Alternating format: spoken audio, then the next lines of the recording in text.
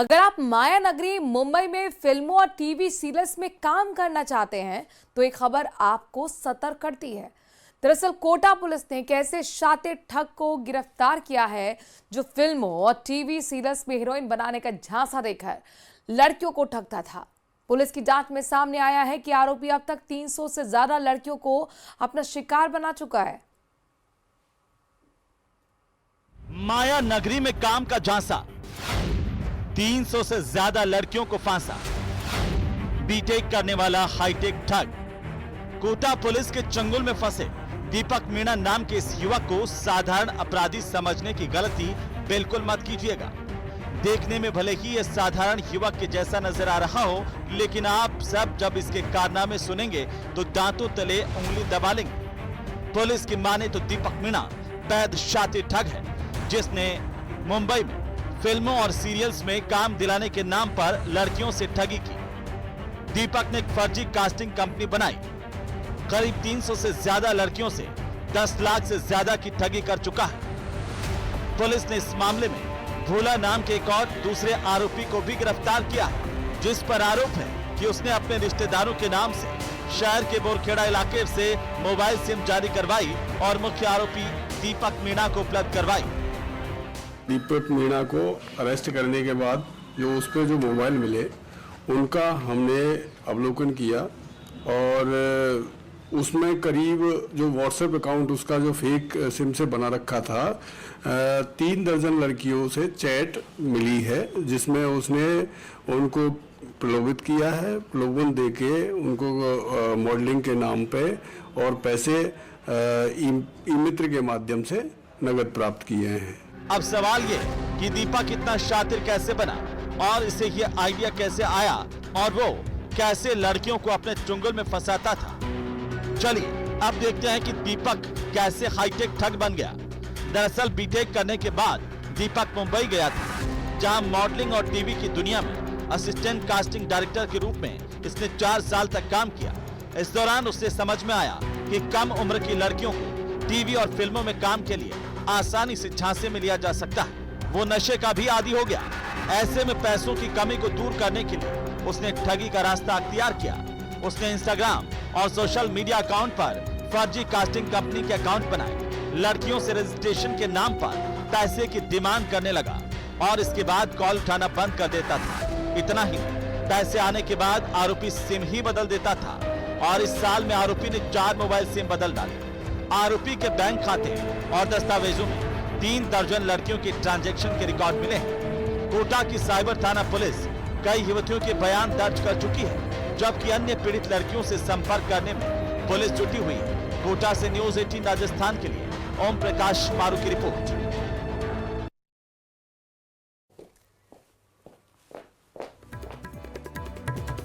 कांग्रेस में जिला अध्यक्ष के पद को लेकर चल रही अंदरूनी कलह अब खुलकर सामने आने लगी है। जैसलमेर में 2 गुटों ने शक्ति प्रदर्शन कर अपनी दावेदारी पेश की, तो बाड़मेर में आयोजित संगठनात्मक बैठक में शामिल होने से पूर्व विधायक अमीन खान ने इनकार कर दिया। ये रिपोर्ट देखें। कांग्रेस की अंतर कलह आई सामने। जिलाध्यक्ष पद के लिए शक्ति प्रदर्शन, गुटबाजी से कांग्रेस को होगा नुकसान। कार्यकर्ताओं की भीड़, नारेबाजी और शक्ति प्रदर्शन। ये सीन है जैसलमेर कांग्रेस की बैठक का, जहां जिलाध्यक्ष के पद को लेकर 2 गुटों की सियासी अदावत खुलकर सामने आ गई। पूर्व प्रधान अमरदीन फकीर ने जिले से केवल एक ही नाम भेजने की बात कही है, जबकि पूर्व विधायक रूपाराम चाहते हैं कि मुस्लिम और मेघवाल वर्ग को छोड़कर मूल ओबीसी समाज से जिलाध्यक्ष चुना जाए। संगठन सृजन कार्यक्रम की जिस बैठक का ये नजारा है, उसमें एआईसीसी के संयुक्त सचिव सुशांत मिश्रा और महिला कांग्रेस की प्रदेश अध्यक्ष सारिका सिंह मौजूद रहे। उनके सामने ही जमकर नारेबाजी हुई और दोनों पक्षों के कार्यकर्ता अपने अपने जिला अध्यक्ष बनाने के दावे करते रहे। जैसलमेर कांग्रेस में मचे इस घमासान ने ये साफ कर दिया है कि स्थानीय स्तर पर पार्टी को आंतरिक तौर पर ही विरोध का सामना करना पड़ रहा है। ऐसे में अब सभी की निगाहें पर्यवेक्षकों की रिपोर्ट और प्रदेश नेतृत्व के फैसले पर टिकी हैं।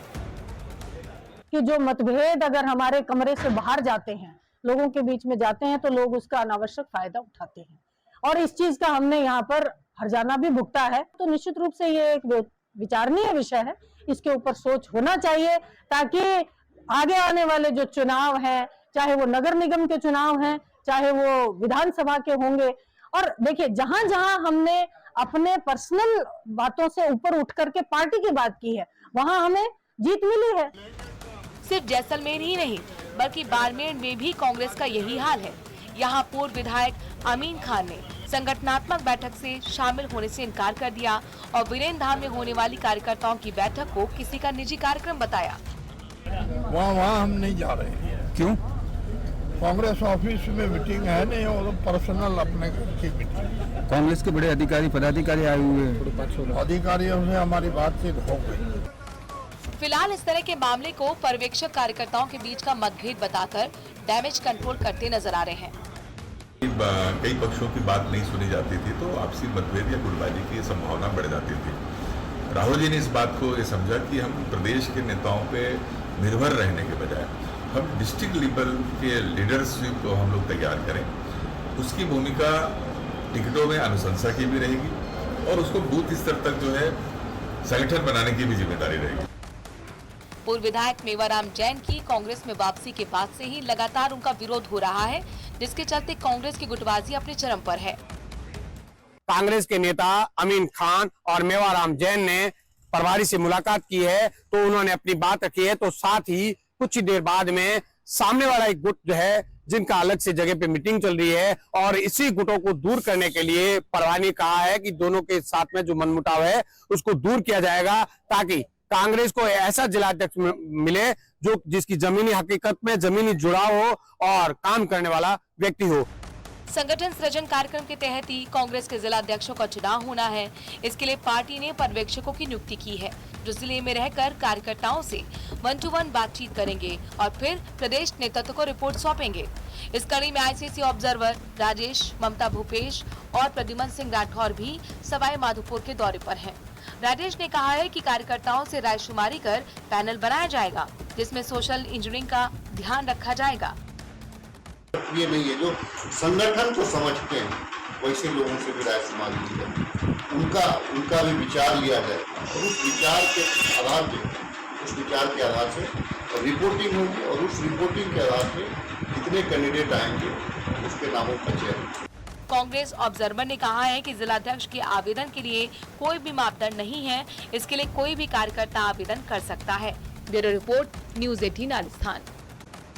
पुलिस ने 3 आरोपियों को हिरासत में लिया है। हालांकि अभी गिरफ्तारी की बात सामने नहीं आई, हिरासत में लेने की बात सामने आ रही है। आरोपियों का पुलिस पीछा कर रही थी।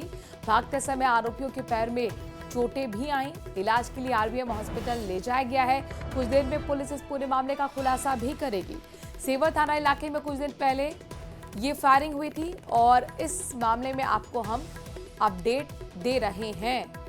तो सूत्रों के मुताबिक जानकारी मिल रही है कि 3 आरोपियों को पुलिस ने हिरासत में ले लिया है। पीछा करके पुलिस ने इनको पकड़ा। आरोपियों के पैर में चोटें भी आई हैं और आरबीएम हॉस्पिटल की तस्वीरें आपको हम दिखा रहे हैं जहां पर इन तीनों को हिरासत में लेने के बाद हॉस्पिटल में एडमिट कराया है। कुछ देर में बताया जा रहा है कि पुलिस इस पूरे मामले का खुलासा भी करने वाली है।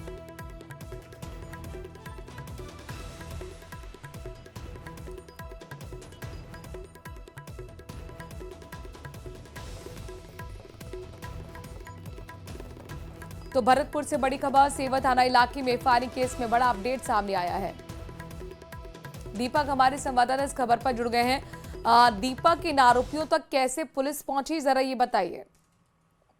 देखिए, ये पूरा एक फायरिंग मामले से जुड़ा हुआ मामला है। सेवर थाना पुलिस ने बड़ी कार्रवाई को अंजाम दिया है। 3 आरोपियों को हिरासत में लेने की जो जानकारी है पूरी वो मिल रही है और सबसे बड़ा अपडेट मामले में ये है कि ये एक्सक्लूसिव जो तस्वीरें हैं वो हम दर्शकों को दिखा रहे हैं कि किस तरह आरोपियों का जब पुलिस पीछा कर रही थी तो वो भागे वहां से और भागने के दौरान उनके पैरों में गंभीर चोट आई है जिनको इलाज के लिए आरबीएम अस्पताल में भर्ती कराया गया है। सेवर थाना इलाके में कुछ दिनों पहले एक फायरिंग की घटना सामने आई थी और उस फायरिंग के बाद जो आरोपी थे वो मौके से फरार हो गए थे। पुलिस के लिए ये पूरा मामला चुनौती बन गया था और उसके बाद से ही लगातार टीमें बना करके अलग जगह दबिश दी जा रही थी और दबिश के दौरान जो इनपुट मिला पुलिस को, उस इनपुट के आधार पर 3 आरोपियों को हिरासत में लिया गया है। अब इनसे पूछताछ की जाएगी। फिलहाल इलाज के लिए इन्हें आरबीएम अस्पताल में भर्ती कराया गया है, जहां इनका इलाज चल रहा है। पुलिस के अधिकारियों से हमारी बात हुई तो उनका कहना है कि फिलहाल इलाज के लिए भर्ती कराया गया है। इलाज होने के बाद इनसे पूछताछ की जाएगी और उसके बाद पूरे मामले का खुलासा किया जाएगा कि और भी आरोपी इनमें शामिल थे, किसके द्वारा, किसके कहने पर इन्होंने फायरिंग की थी, क्या ये पूरा मामला था, इसका खुलासा पुलिस के अधिकारी करेंगे। इंतजार रहेगा कि पुलिस क्या जानकारी आगे देती है। शुक्रिया दीपक, तमाम जानकारी हम तक पहुंचाने के लिए। जा रहे विशेष अभियान के तहत स्वास्थ्य विभाग की टीम ने मंडुरु में बड़ी कार्रवाई की है। टीम ने एक डेयरी पर छापेमारी की, भारी मात्रा में मिलावटी दूध, मिल्क पाउडर जब्त किया। डेयरी से करीब 500 लीटर मिलावटी दूध मौके पर नष्ट किया गया है। 250 किलोग्राम स्कीम्ड मिल्क पाउडर भी जब्त किया गया और सीज की कार्रवाई की गई। मिल्क पाउडर के पैकेट्स पर मैन्युफैक्चरिंग डेट और एक्सपायरी डेट नहीं पाई गई है, जो मिलावट के संदेह को और पुख्ता करता है। विभाग की टीम ने मिल्क पाउडर के नमूने लिए हैं और जांच के लिए भेज दिए हैं। वहीं मिलावट की आशंका के चलते दूध को नष्ट भी कर दिया गया।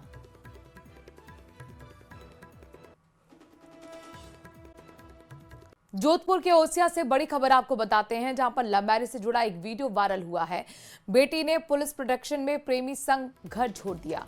मां रोती रही, गिड़गिड़ाती रही, बेटी ने बेरुखी दिखा दी। वायरल वीडियो समाज में इस वक्त चर्चा का विषय बना हुआ है। वही वायरल वीडियो आपकी टीवी स्क्रीन पर है। ये लव मैरिज से जुड़ा एक वीडियो है और ये पुलिस प्रोटेक्शन बेटी को दी गई है। प्रेमी संग उसने घर छोड़ दिया और वहां देखिए माँ जो है वो बुरी तरह से रो रही है, बिलख रही है, रोकने की कोशिश कर रही है बेटी को, लेकिन बेटी बेरुखी दिखाती हुई इस वीडियो में नजर आई है। अपने प्रेमी संग घर छोड़ देती है।